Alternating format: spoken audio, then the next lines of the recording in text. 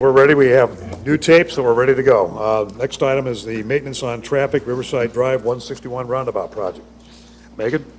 Good evening, council members. When we last came before you in early September, we were sharing information about several major construction projects that were planned to be under construction in 2015, including the interchange, Dublin Road South Bike Path, as well as the Riverside Drive realignment and the State Route 161 and Riverside Drive intersection improvement, which will construct the roundabout.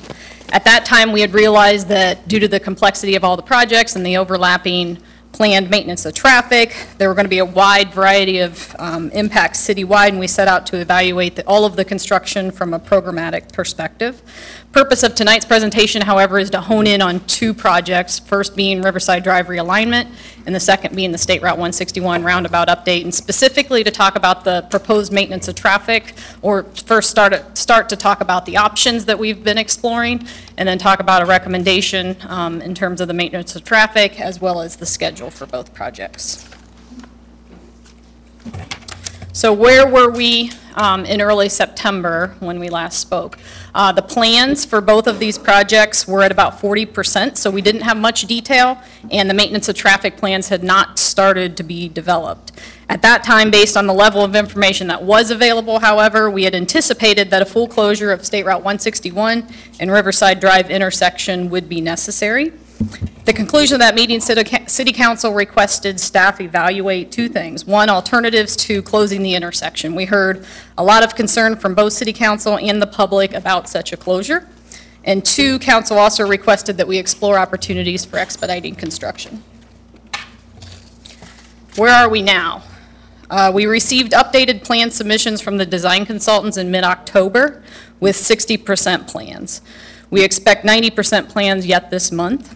There's now enough detail to determine the options for construction sequencing, so maintenance of traffic can be better defined and evaluated. So staff has reviewed the plans, evaluated maintenance of traffic alternatives, opportunities to expedite construction. We had submitted a memo previously about innovative contracting methods that we had been identifying and exploring, as well as keeping in mind the safety of motorists and the contractors' workers is a top priority for all of us. So Darren had this graphic up, and the purpose of putting it up again is to talk briefly about the construction of the first Bridge Street District public improvement projects began in 2014. Up at the top, Emerald Parkway, a very important connection, opened up just last week.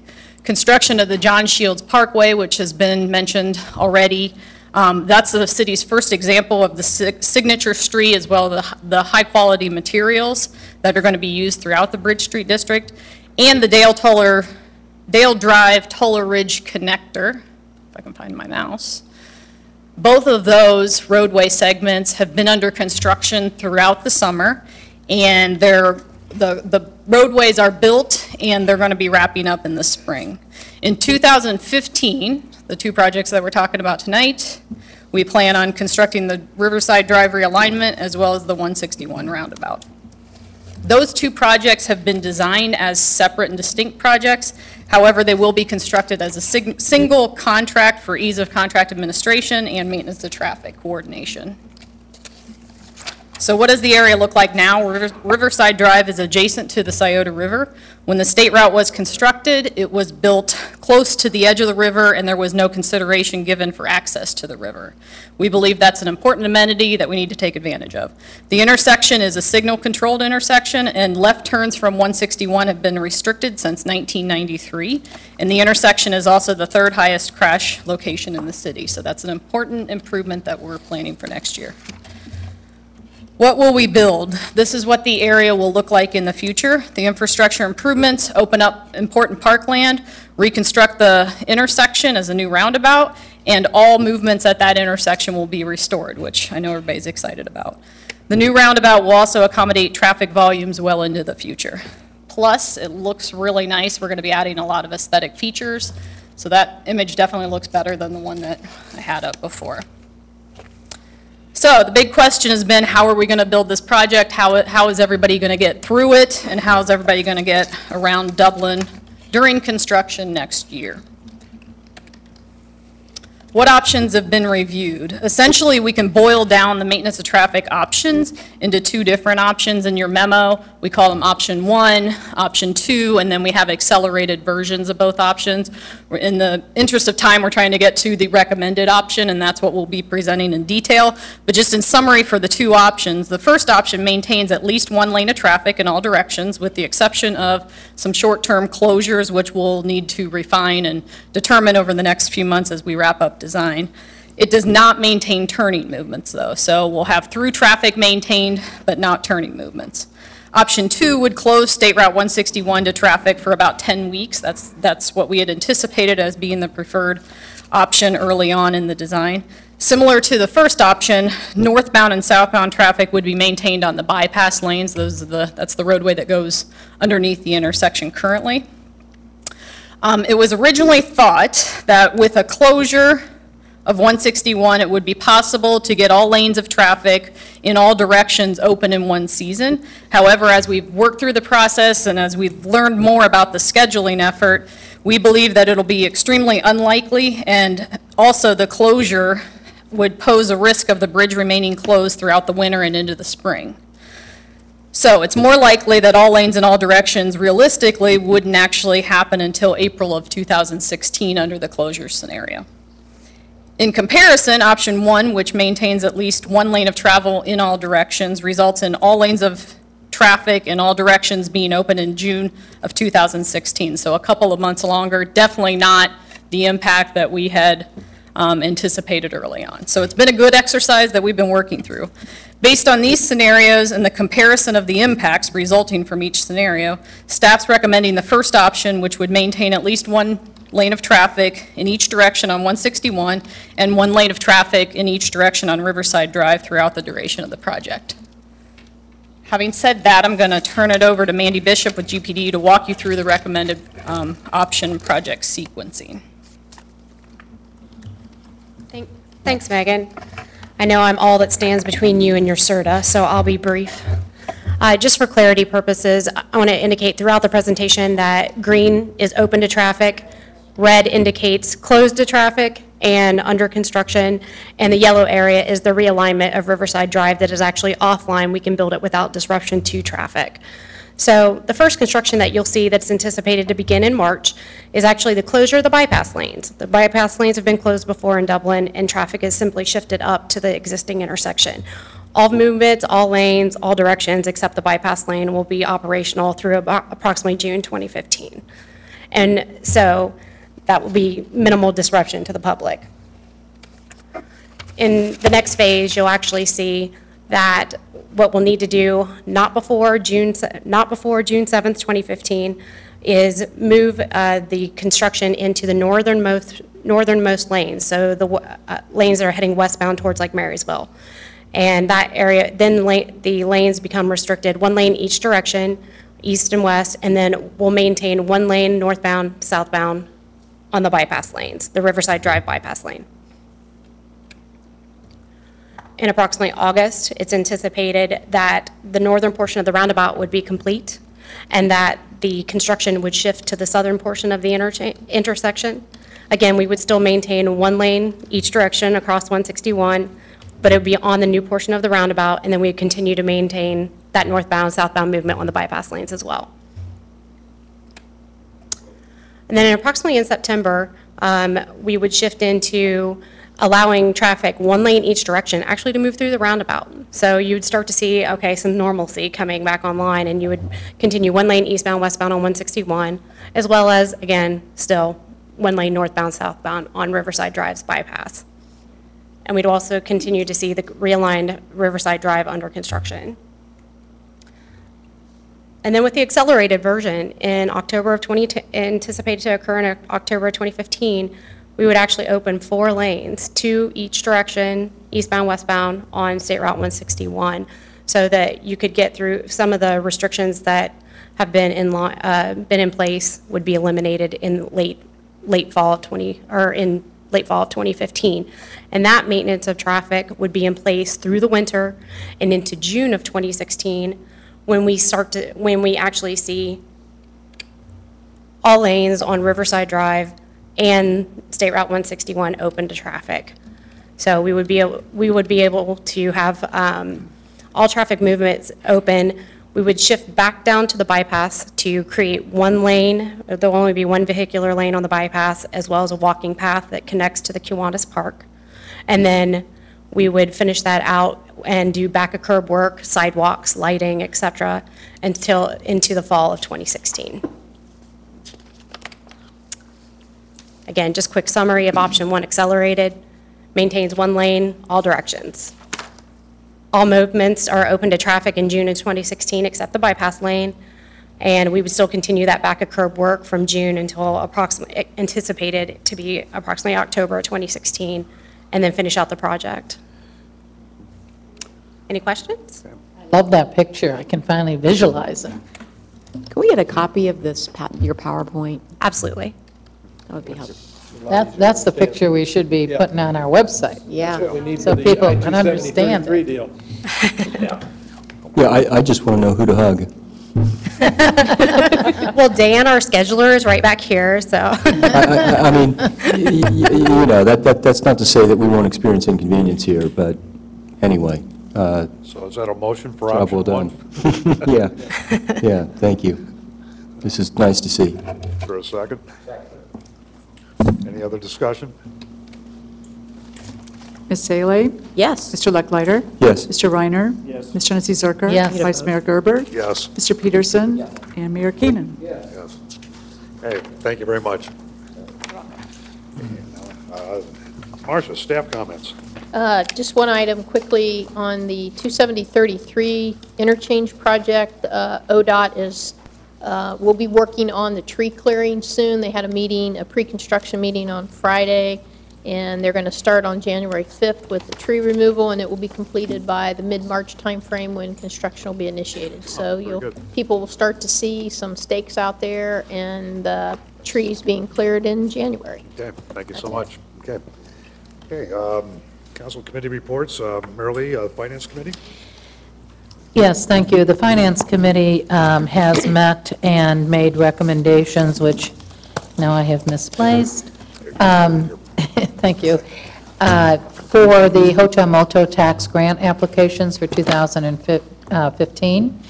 You have that. So I am recommending approval of, the Finance Committee brings to you the recommending approval of the following: Arthritis Foundation, the Club Ohio Soccer. All of these are designated in your email or your packet according to the amount of money and for what. The DCVB Irish Experience, the DCVB Top Gun, the Dublin AM Rotary for Blarney Bash, Dublin Arts Council, Dublin Jerome High School, Dublin Robotics Boosters, Dublin Scioto High School Lacrosse Boosters, Dublin Soccer League, Dublin Special Olympics, Dublin United Soccer Club, Dublin Youth Athletics, Historic Dublin Business Association, Kiwanis Club of Dublin, Miracle League, the National Intercollegiate Flying Association, the Ohio Premier Soccer, the Ohio Wildlife Center, and the Ohio Company, which is actually the Ohio University's theater. They're using a name they might have to change here, but at any rate, the Finance Committee recommends approval of those applications as submitted. Any discussion? Is there a motion? Second. Ann? Ms. Janice Zerker? Yes. Ms. Salee? Yes. Mr. Lucklider? Yes. Vice Mayor Gerber? Yes. Mr. Peterson? Mayor Keenan? Mr. Reiner? And then the Finance Committee is recommending disapproval of the following: the Dublin City Schools request for the support of the Emerald City Music Games, the Dublin Women's Philanthropic Club for an Old Dublin Pub and Crawl, the Dublin Women's Philanthropic Club requesting us to pay for a luncheon for the spouses of the tournament people, and the Safe Alliance of Interfaith Leaders requesting to pay for people to come in actually from all over the world for this conference that they wish to have. So we're recommending disapproval of those. I'll accept that as a motion. Is there a second? I'll second. Ann? Ms. Salee? Yes. Ms. Janice Zerker? Yes. Vice Mayor Gerber? Yes. Mr. Peterson? Mayor Keenan? Mr. Reiner? Yes. Mr. Lucklider? Yes. Thank you. Okay, thank you. Moving on to council committee reports. Amy, anything with Planning and Zoning Commission? Not a single thing. Looking forward to our meeting Thursday night when we'll discuss Bridge Street corridor even more. Absolutely. Administrative committee, and obviously the big news is new city manager. We'll be working on that. The expectation is we will have the appropriate resolution and all that at the January 5th, 2015 meeting. Community development? Nothing. Thank you. Merrill, finance? Nothing more. Okay, thank you. Public service, Amy? Yeah, I would like to ask council to refer the matter of homeowner associations maintaining private land to the Public Service Committee. I think that this is a topic that we need to circle back around and revisit. Mary Lee brought up last time that, you know, the dues have changed for a lot of neighborhoods, and it's just been a lot of years, and we've had some requests. I noticed in our final plat that we had as part of our consent agenda tonight, it said that the city, or that the private homeowner association was going to maintain X, with the exception of stormwater, retention ponds, and associated infrastructure, which would be maintained by the city, which is something different than what we've done in some other neighborhoods. So if council would be willing to allow me as chair of the Public Service Committee to take up this topic. I say head at it. That's Okay. good. Anybody other thoughts? Fine. The good news is, Rick, you're on that committee, so. I am. Yes, you are. Is there some committee I'm not on? That's very good. All right, well, I will look forward to getting that scheduled and taking that up after the first of the year. Thank you. Okay, very fine. Other Dublin Arts Council, John? Yes, I have the required report from the quarterly meeting.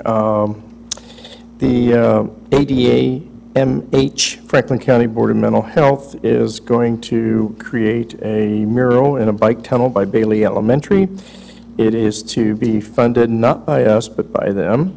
Start of public meetings will be in January. Conceptual plan will be finished by April.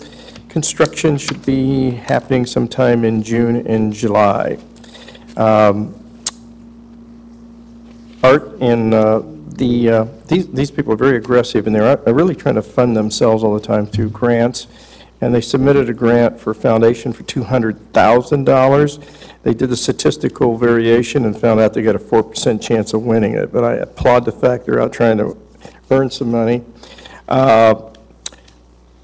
Public Art Archives, the national database. We are listed with 31 entries. One of the largest, the next largest in Ohio, was 5 art entries. They're working on the Where to Go Public Art Tour, a mobile app, download app. It's augmented reality. Basically jumps up and tells you where to go and what to see next. Another interesting thing they're doing is they've submitted for another grant for $200,000, and this is tied to Alfred Tibor, but it'd be a lengthy discussion to explain why, so I suppose we can all look into that on our own. But they want to have a bread festival, and there's only one bread festival in Europe, supposedly, and that's in Ireland, and there's one in the United States at Ashland. So bread festival would be an accumulation of all the different kind of bread products and a giant street party. And so they've sent out to for this grant, and their chance of winning that grant is 26%. And it's a $200,000 grant. So they're having a lot of fun. They're doing a lot of interesting things. God love them. They're a great group to work with. Thank you. Thank you. Board of Education, anything, Greg? No. Thank you. Marilyn, Morpsey? No, we have our board meeting this week. Very fine. Anything on the US 33, Tim? We did have a meeting last week, and the meetings so far have been a lot about getting information put together on all of our different jurisdictions, existing land use in the area, and future land use. Last week, a lot of the discussion centered around the topic of overlays in the area and looking at some of the planning elements. But one of the things we talked about is the importance of the infrastructure in the area and making sure it gets reviewed and laid out so that as these developments start occurring, they don't lose opportunities to put in the infrastructure. And the next meeting, I believe, the goal is to have William Murdoch from Morpsey to come and present and discuss the Insight 2050, because a lot of that focuses on the importance of how you develop and its fiscal impact, which is something that we think is needed in looking at the area, the 33 corridor area. That sounds very positive. Very good. Yeah, I think the last meeting, we had some good discussion with regard to the infrastructure and some of the things that need to get put in place and then followed. Tim? Yeah, I think Mike and Marcia and I, should have a conversation about our representation here. Last Wednesday was the day after my wife's surgery. Speaking for Mike, I don't think he was in any condition to go. But, aside from those factors, I'm wondering if we could ever host these meetings in Dublin. I mean, they're in Marysville. I'm coming from downtown. It's an hour plus for me to get there, not to mention the fact that they're scheduling them in the afternoon. Yeah, they do rotate. We hosted the meeting back in May, and this last meeting was at Union County, and I think the next one's at Jerome Township. Okay. So we have been rotating. If it was Jerome Township or, I remember meetings years ago being hosted that made from scratch on Industrial Parkway or, somewhere in between. But we'll talk. I think we need to talk about it. Are you going to need a representative there, or are we going to share? We need to talk about it. We need to talk about it. Right. Okay, roundtable. Amy? I have nothing. Okay, thank you. Marilee? Yes, I'm on the board of the Ohio Municipal League representing Dublin, and we had a board meeting last Thursday. A lot of the time was taken up with the Senate House Bill 5 substitute bill, which passed actually while we were at the meeting. And so I think we have a synopsis already from Faye that we can discuss at a later time in more detail in terms of the specifics of the impact on Dublin. I also wanted to thank Fred for the document that was in our folder on the Miracle League playground expansion.